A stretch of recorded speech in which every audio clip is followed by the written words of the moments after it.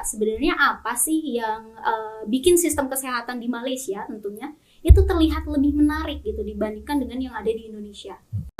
Pokoknya pas sudah sampai sana itu kami shock banget. Itu dokter-dokternya, perawat-perawatnya itu gila banget, gokil banget. Lebih memilih berobat di Malaysia, sedangkan biaya perobatan di Jakarta ternyata lebih mahal. Kok bisa? Inilah cerita dari pengalaman orang Indonesia ketika berobat di Malaysia, ternyata benar-benar membuat netizen akan terkejut mendengar berita ini. Langsung kita simak videonya. Masya Allah, bukannya kalau sudah dioperasi semuanya itu bisa nutup dengan sempurna ya. Lalu setelah tahu hasil USG terbarunya, gimana kata dokter? Haruskah operasi lagi atau ada second opinion lainnya? Kalau menurutku kakak ada biaya lebih, please cari second opinion ke Pineng deh kak. Pineng itu nggak terlalu mahal, serius. Aku sudah banding dengan rumah sakit Harkit yang ada di Jakarta. Bedanya itu nggak selisih banyak, tapi recovery-nya kan lebih cepat di Pineng. Aku operasi jantung itu cuma 4 hari 3 malam aja udah pulang ke hotel loh. Karena aku nggak bisa kalau misalkan harus berlama-lama di rumah sakit. Mungkin sebagian orang awam, alah berobat aja sampai luar negeri. Tapi percaya deh, setelah kakak periksa di sana, nanti kakak baru bisa membedakan antara kualitas di dalam dan di luar. Terus sekarang yang dirasakan apa kak? Makin membaikkah atau sama aja kayak yang sebelum dioperasi? Semoga kamu sehat selalu ya. Siapa di sini yang udah nonton podcastnya Deddy Kobuser dengan Dr. Cahyono yang ngebahas tentang dunia medis di Indonesia? Kayak gue bukan mau memihak pihak mana-mana, cuman gue mau share pengalaman pribadi gue tentang berobat di luar negeri. Ini terjadi sama nyokap gue, ibu gue, yang mana pada saat itu dirawat di salah satu rumah sakit di salah satu kota di Indonesia karena ginjal kritis 2 minggu sampai 3 minggu nggak diapa-apain, cuma dicek sana sini keluar biaya, harus pindah ruang VIP, ICU dan segala macamnya. Tapi kenyataannya sampai 2 minggu masih kritis. Ada tetangga yang concern dan peduli, kemudian disuruh berobat ke salah satu rumah sakit di luar negeri. Kami pikir kami nggak punya biayanya, terus pas dihitung-hitung justru bakal lebih mahal lagi kalau continue di rumah sakit yang sekarang, dengan ekspektasi harus sekitar 2 minggu lagi di rumah sakit tersebut. Oke, kita berangkatkan ke sana, kemudian sampai sana tahu nggak, cuman 4 hari. Setelah 4 hari langsung bisa jalan normal kayak orang nggak sakit. Nah itu aneh banget. Pokoknya pas sudah sampai sana itu kami shock banget. Itu dokter-dokternya, perawat-perawatnya itu gila banget, gokil banget. Sigap abis kayak orang ngerawat yang orang emergency mau gimana-gimana gitu. Pokoknya kayak lebay banget sih. Tapi works gitu, tapi berhasil.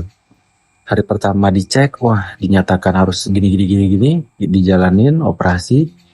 Hari ketiganya operasi, hari keempatnya dinyatakan sehat dan boleh pulang. Tinggal rawat jalan aja. Itu kayak bengkel manusia, kayak masuk, rusak, keluar baik kayak gitu. Dan biayanya tahu nggak, biayanya itu benar-benar murah banget, mulai dari tempat tinggal, biaya operasinya sampai keluarnya. Dan kami pikir-pikir kalau itu di Indonesia tanpa operasi pun, karena kemarin kan disuruh 2 minggu lagi tuh untuk stay di rumah sakit itu biaya jauh lebih besar yang di rumah sakit itu dan belum tentu sembuh. Dan sedangkan di rumah sakit ini cuman jangka waktu 4 hari, yang penting sehatnya itu langsung sehat gitu loh, langsung bisa jalan normal. Sampai sekarang alhamdulillah nyokap keadaannya baik dan sehat, hanya perlu melakukan check up rutin beberapa bulan sekali ke rumah sakit tersebut di luar negeri tersebut, yang mana biayanya anehnya justru lebih murah, baik dari segi obatnya, perawatannya, nginapnya, dan lain-lainnya. Itu benar-benar yang kayak miracle dan ajaib banget. Mungkin teman-teman bisa cari second opinion ke sana ya, ke rumah sakit tersebut. Cluenya sampingnya Medan. Pengalaman berobat di Malaysia memang begitu sangat luar biasa. Dari cerita masnya dan mbaknya, ketika mbaknya sakit, kemudian mendapat rawatan, operasi, sembuhnya tidak sampai 1 minggu, sudah kembali ke hotel. Dan biayanya pun juga lebih murah daripada rumah sakit di Jakarta. Dan rumah sakit tersebut berada di Pineng. Dan masnya juga memberikan alamatnya, rumah sakitnya di sebelah Medan. Berarti kalau sebelah Medan ini Pineng, jadi dekat sekali memang. Dan tentunya pengalaman ini merupakan salah satu pengalaman positif bagi orang Indonesia ketika berobat di rumah sakit di negara tetangga kita.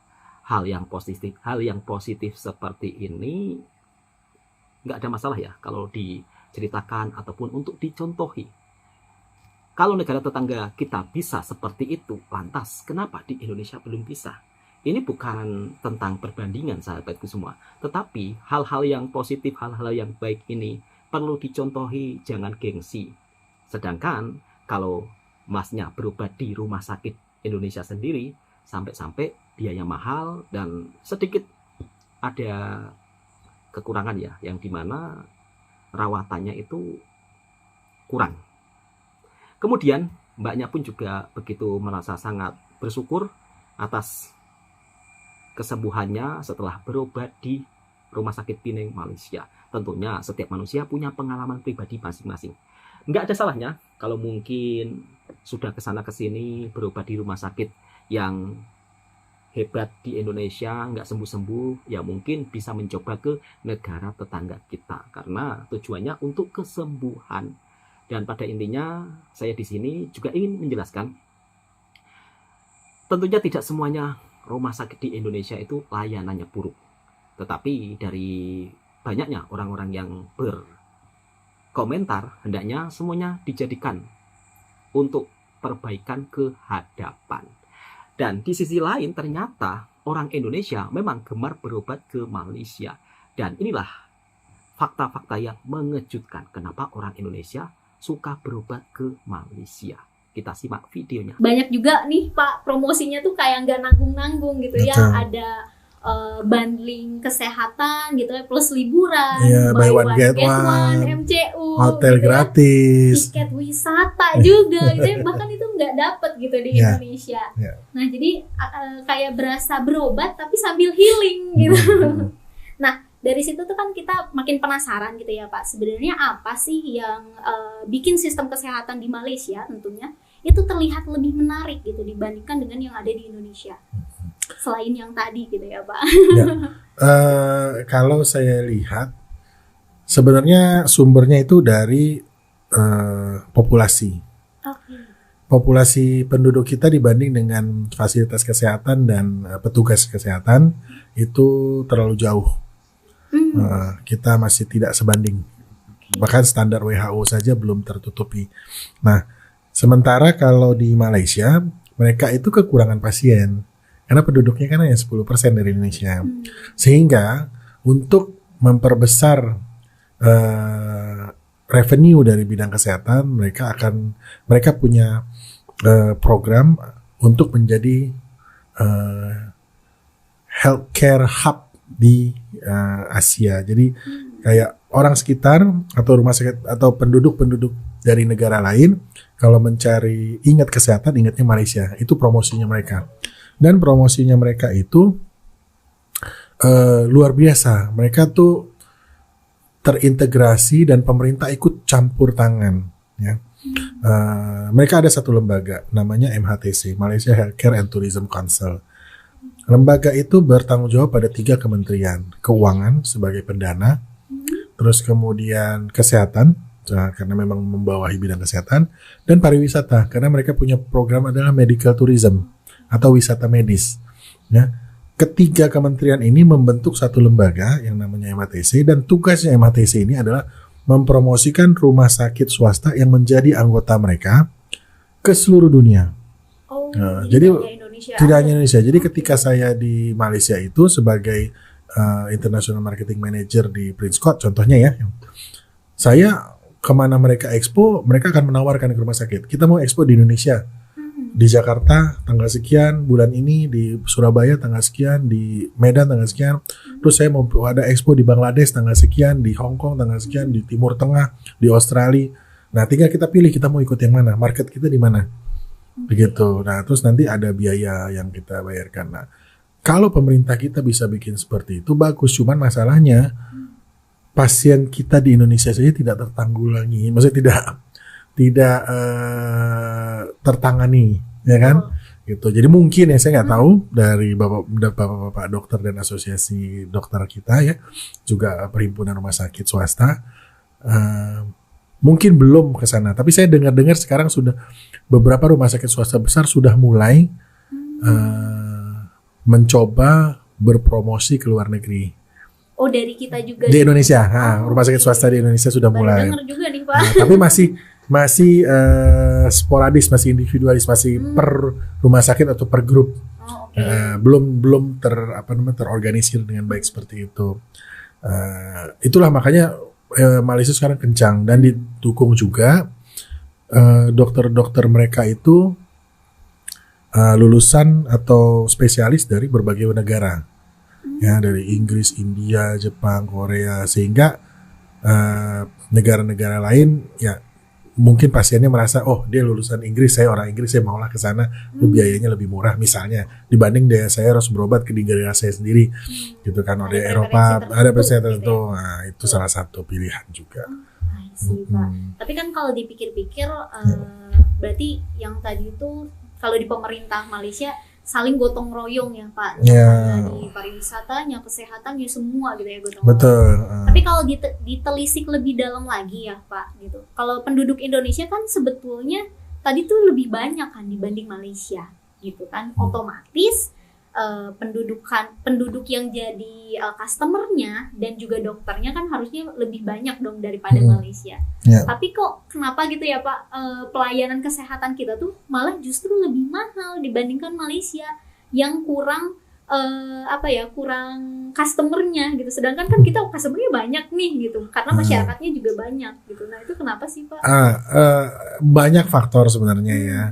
Jadi mungkin kalau kita tambahkan tadi yang awal ya, kenapa mereka suka ke Malaysia ya, orang kita ya, itu ada beberapa alasan. Cuman saya ambil yang 3 terbanyak saja, yang 3 terbesar alasan orang-orang kita tuh berangkat ke Malaysia. Yang pertama itu adalah quality time. Itu paling sering menjadi alasan. Jadi mereka tuh bisa berbicara, berdiskusi dengan dokter itu sampai setengah jam gitu. Lebih private, lebih private. Gitu ya. Contohnya lah, kalau kita batuk sudah 1 bulan, terus ketika kita datang ke dokter, itu aja kita banyak tanya kan, dok kenapa sih saya begini, saya udah sehat, saya udah gini, saya udah olahraga, tapi kok batuk saya nggak hilang-hilang. Banyak pertanyaan. Nah, apalagi kalau dia kena diagnosa penyakit yang berat atau critical illness ya kan, penyakit kritis, tentu akan lebih banyak lagi dia butuh informasi. Nah, beberapa dari teman-teman pasien yang berangkat saya suka tanya kenapa ya kan. Quality time itu paling sulit ya, didapat di sini. Kalau di sana saya bahkan ada banyak pasien yang bilang terima kasih Pak Riza direferensikan ke dokter ini, saya bisa nanya banyak. Ada yang sampai itu dokter ketika visit kan, kalau nama kan dokter visit tiap hari ya. Itu dokter bisa duduk sama mereka rame-rame kayak orang riungan, itu tanya jawab gitu. Mereka mau menyediakan waktu gitu. Terus ada lagi dokter yang ketika dia berbicara sama istrinya pasien, anak tertua datang, dia ulang lagi. Jadi nggak ada capeknya. Nggak ada capeknya. Grup yang kedua, adiknya apa siapa tiba-tiba datang, udah mau selesai nih, udah mau pulang nih. Diceritakan lagi. Sampai itu pasien istri sampai nangis cerita sama saya, terharu dia gitu loh. Nah, hal-hal seperti itu banyak saya dapat informasi gitu. Terus di dalam ruangan, dan dokter sana biasanya juga bilang sama saya, kalau saya dok nih ada penyakit gini-gini, ada pasien mau datang, mereka bilang Riza, mereka baru ya pertama ya kesini, baru katanya, taruh di pagi ya katanya. Jadi mereka biasanya pasien-pasien baru yang baru mereka tanganin itu diagnosanya konsultasinya lebih panjang sehingga dia taruhnya di pagi. Gitu. Jadi udah tahu nih yang program yang mana ditaruh sehingga dia akan lebih panjang, bisa sampai setengah jam, bahkan ada yang sampai 45 menit sebelum mereka mendiagnosa. Betul. Sebelum mereka mengirim pasien itu untuk melakukan tes laboratorium atau apa gitu. Nah, yang kedua yang sering saya terima juga adalah, nah ini agak ngeri ngomongnya sebenarnya ya. Tetapi ya ini saya cerita seperti ini karena dari pasien ya, bukan saya mengada-ngada. Itu adalah salah diagnosa gitu. Jadi banyak misalnya yang bilang, suami saya sudah di vonis 4 bulan gitu. Tapi Riza, terima kasih, sekarang suami saya udah 4 tahun masih sehat gitu. Ada satu pasien yang ketika itu ditolak di luar negeri juga, dia pergi ke luar negeri ke negara lain, seorang profesor mengatakan sudah nggak sanggup. Di Indonesia juga udah nggak sanggup. Di Singapura dibilang bahwa dia juga udah nggak ada harapan. Pas di Malaysia saya bawa ke dokter saya tanya, dok ini masih ada harapan nggak? Saya tunjukin medical reportnya kan. Dia bilang, ya Riza, kalau dia tidak ada harapan artinya beliau sudah meninggal. Waduh, pasti masih ada harapan. Iya, ya, pasti masih ada harapan, dia bilang gitu. Jadi bisa Datuk di handle. Saya sudah biasa. Bawa aja, katanya gitu. Orangnya memang kebapaan. Kebetulan dokter itu kebapaannya. Saya bawa beliau dirawat sampai sekarang nih. Itu dari 2019 sampai sekarang. Alhamdulillah beliau masih hidup. Dan yang tadinya udah gak bisa ngapa-ngapain, sekarang liburan, tiap tahun baru liburan ke Bali, liburan ke Thailand sama anak cucunya gitu. Nah itu kondisi yang ketiga. Yang keempat tadi kondisi kedua. Yang ketiga tadi pertimbangan biaya. Kenapa sih Malaysia lebih murah? Yang saya tahu ya, di sana itu tidak ada pengenaan PPNBM atau biaya pajak barang mewah untuk alat-alat kesehatan dari luar negeri ya, kayak MRI, CT scan, robotic surgery yang itu tidak terkena PPNBM waktu mengimpor. Satu. Yang kedua, di sana per 2019 PPN yang 6% itu sudah dihapus. Jadi sekarang transaksi kesehatan tidak kena pajak lagi. Iya, karena kita lagi sakit. Sekarang kita malah pajaknya PPN 11% mau dinaikin 12 gitu ya. Nah, terus barang-barang itu jadi terkena barang mewah, sehingga kalau kita lihat subjektif ya kita harus lihat detail ya. Kalau ketika ada orang, oh ini medical check up kok sini 9 juta, sini 6 juta, kan isinya macam-macam ya. Betul. Tetapi kalau isinya di apple to apple kan, di sana sedikit lebih murah gitu ya, mungkin karena itu ya, karena investment return on investmentnya lebih ini ya gitu. Jadi karena biaya modalnya juga tidak terlalu besar, sehingga charge-nya juga tidak terlalu tinggi. Nah, berhubungan dengan itu, di Malaysia juga ada regulasi yang diciptakan, yang dibuat oleh Asosiasi Kesehatan Kedokteran, namanya MMA, kalau di sini namanya IDI. Oh iya. Ya, MMA itu ada satu regulasi namanya Schedule 13 itu tentang fee dan rate ya. Nah, di situ dengan approval dari Kementerian Kesehatan, di situ diatur untuk biaya-biaya. Jadi kalau contoh spesialis, katakan spesialis jantung, junior, senior, profesor, rate-nya hanya misalnya dari 150 sampai 300. Oh, jadi nggak jauh berbeda gitu. Di cap, atasnya tuh di cap. Terus biaya operasi sekian, biaya obat sekian gitu. Mereka harus ngambil, kayak contoh rumah sakit saya pernah hampir kena SU gara-gara sarung tangannya yang harusnya menurut pemerintah itu 0,9 ringgit atau 90 sen, tapi kita charge-nya 1,2 ringgit. Hanya gara-gara 30 sen. Itu bermasalah. Diusut ya, Pak? Langsung diusut. Langsung turun tangan MMA dan Kementerian Kesehatan. Langsung audit. Gitu. Nah, sementara kalau yang di sini saya tahu ya hampir sama kayak Singapura ya, pasar bebas. Gitu. Kalau junior mau charge, misalnya spesialis junior dia mau charge 350, 400, 500. Tapi kalau profesor bisa aja 700, 800, 1 juta misalnya gitu. Terlalu tinggi ya, Pak ya, dan ya, ada yang tidak ada yang tidak ada regulator, jadi ada yang membatasinya. Nah, itulah yang terjadi. Mungkin itu ya sementara ini yang bisa saya tarik kesimpulan kenapa berbeda dan kenapa orang berbondong-bondong ke sana gitu. Ya, jadi banyak banget sih Pak dari tadi tuh perbedaannya gitu ya dibandingkan dengan Indonesia gitu ya. Jadi kalau yang pertama tadi itu terkait dengan customer service-nya gitu ya di mereka, dimana kalau di kita di Indonesia sendiri tentunya gitu, kalau kita ngobrol dengan dokter itu cepet-cepet Pak gitu ya. Jadi nggak boleh lama-lama gitu. Jadi Iya. kita yang masih ada pertanyaan itu masih mengawang-awang gitu. Iya. Tapi menurut Bapak sendiri kira-kira nih di Indonesia bisa nggak sih Pak diterapkan seperti itu juga gitu? Sangat bisa. Saya gini, saya tuh sebenarnya kalau ada kalau pemerintah kita membuat suatu lembaga atau regulator seperti itu, tapi yang mereka sifatnya tidak eksklusif. Kalau ID kan ya semuanya dokter, saya nggak Iya, bisa ya kan, betul. saya tidak bisa bergabung gitu loh. Nah, tapi kalau mereka punya regulator atau contohnya membuat sebuah pilot project untuk membuat rumah sakit di Indonesia menyaingi kemampuan rumah sakit di Malaysia, saya yakin bisa gitu. Nah, saya kalau misalnya nih saya sudah kepikiran dalam kepala. Jadi ketika saya balik ke Indonesia, saya cuma punya satu misi. Saya dulu adalah pahlawan devisanya Malaysia. Padahal orang Indonesia Miliaran ya, yang Pak. saya kirim ke luar negeri ya kan, karena dengan promosi saya, dengan pelayanan saya bawa pasien keluar. Nah, sekarang adalah waktunya untuk menjaga supaya pasien Indonesia tidak keluar. Betul. Mereka harus hanya di sini, Betul. tetapi harus ada rumah sakit yang mau ikut dalam project ini. Mungkin kita bentuk semacam pilot project. Satu dari waktu quality time-nya, ya kan, harus ditentukan, tidak boleh terlalu singkat, minimal sekian menit.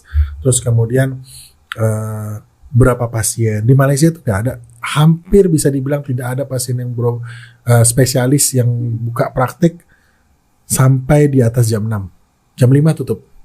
Jam 8 sampai jam 5 mereka tutup. Di sini sampai jam 12 malam pun ada kan? Ada 24 jam pun ada Belum ya, ada. Pak ya. Yang spesialis ya. Nah, Spesialis. kayak kalau spesialis kandungan biasanya itu malam-malam ya kan. Nah, kalau di sana nggak ada 8 to 5. Kalau ada pasien satu hari 35 orang aja mereka bilang, "Riza, ini udah kebanyakan saya," katanya gitu. Berobat ke Malaysia justru lebih murah. Inilah alasan rumah sakit Malaysia lebih murah dari Indonesia. Dan itu diinformasikan dari teman-teman Indonesia juga yang dimana pernah bekerja di salah satu hospital rumah sakit yang ada di Malaysia. Dan beliau pun juga memberikan informasi tentang seputar rumah sakit yang ada di Malaysia. Kenapa orang Indonesia begitu sangat ramai berobat di Malaysia. Di antara salah satunya fasilitasnya yang super canggih, biaya berobatnya juga sangat lebih murah. Tetapi dari pengalaman-pengalaman ini semuanya, tentunya setiap orang mempunyai pengalaman pribadi masing-masing. Tapi pada faktanya memang kita perlu akui banyak orang Indonesia ketika berobat di Malaysia, mereka mendapatkan pengalaman positif. Dan ini beberapa komentar dari netizen, langsung kita bacakan. Indonesia harus mencontohi Malaysia, nggak usah banyak alasan. Yang mana baik diikut saja. Begitu senang kan udah ada contoh tuh negara tetangga. Lagi bapak-bapak ini bilang bisa. Jadi bapak ini adalah salah satu orang yang pernah melihat secara langsung seperti apa sistem kesehatan di Malaysia, sehingga beliau pun juga memberikan tanggapan dan komentar bahwa Indonesia sebenarnya bisa mencontohi Malaysia. Gak perlu gengsi ya kan?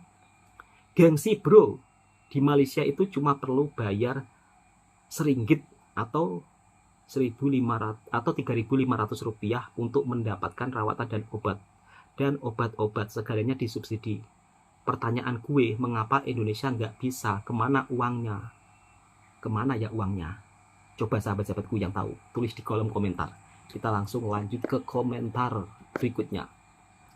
Menyaksikan paparan dalam video ini sungguh membuka mata, sekaligus menimbulkan rasa prihatin yang mendalam terhadap kondisi layanan kesehatan di Indonesia jika dibandingkan dengan Malaysia. Kenyataan bahwa banyak warga negara Indonesia lebih memilih berobat ke Malaysia bukan hanya soal kehilangan devisa negara, tetapi juga cerminan krisis kepercayaan terhadap kualitas dan biaya layanan kesehatan di negeri sendiri. Dan lagi sangat miris melihat bagaimana Malaysia bisa menerapkan regulasi biaya melindungi pasien dari biaya tak terduga, sementara di Indonesia biaya medis terasa begitu mahal dan tidak terstandarisasi. Ini menciptakan beban berat bagi masyarakat yang memerlukan layanan kesehatan. Belum lagi kebijakan Indonesia akses 10% untuk klaim asuransi kesehatan yang diterapkan Januari 2026. Ini kenapa komentarnya sahabat-sahabatku Indonesia banyak yang pesimis ya. Kita doakan saja mudah-mudahan rumah sakit yang ada di Indonesia sistemnya bisa meniru negara tetangga kita. Begitu sahabatku semua kira-kira. Oke, kita langsung bacakan komentar berikutnya. 10 negara terbaik untuk pelancongan perobatan dan penjagaan kesehatan luar negara pada tahun 2025. Nomor 10 Brasil, nomor 9 Meksiko, nomor 8 Panama, nomor 7 Costa Rica, nomor 6 Republik Ceko, nomor 5 Turki, nomor 4 India, nomor 3 Thailand, nomor 2 Singapura, nomor 1 Malaysia. Wow, Malaysia jadi salah satu pelancongan perobatan nomor 1 di dunia, bayangkan. Bukan kaleng-kaleng kan? Kita langsung lanjut ke komentar berikutnya. Berobat di Malaysia emang top banget sih. Ini kayaknya sahabat kita sudah pernah ya berobat ke Malaysia. Perawatnya ngerti banget soal penyakit, ramah pula. Fasilitas rumah sakitnya juga keren, kayak di drama Korea gitu. Malah lebih bagus, nggak heran banyak yang milih ke sana buat berobat, mantap. Dan sahabat kita daripada Malaysia juga membalasnya. Terima kasih sudah memberikan penjelasan perihal medikal Malaysia. Jujur kami di sini tidak merasakan sistem medikal sekarang sudah sempurna. Tidak ada yang namanya sempurna di dunia ini. Kami senantiasa belajar untuk mempertingkatkan lagi sistem medikal di sini di masa depan. Terima kasih juga telah yakin untuk berobat di sini. Salam dari Malaysia. Keren dan luar biasa ya. Jadi tentunya jika ada sesuatu hal positif dari negara tetangga kita, di dalam hal apapun, salah satunya di industri kesehatan, kalau sesuatu yang positif perlu kita contohi. Oke, cukup sekian. Mudah-mudahan video ini juga bisa memberikan informasi yang bermanfaat buat sahabat semua. Yang suka dengan videonya Bang Toha Reaction, silahkan tekan tombol merahnya, subscribe, like, komen, dan bagikan ke sahabat Anda semuanya. Assalamualaikum warahmatullahi wabarakatuh.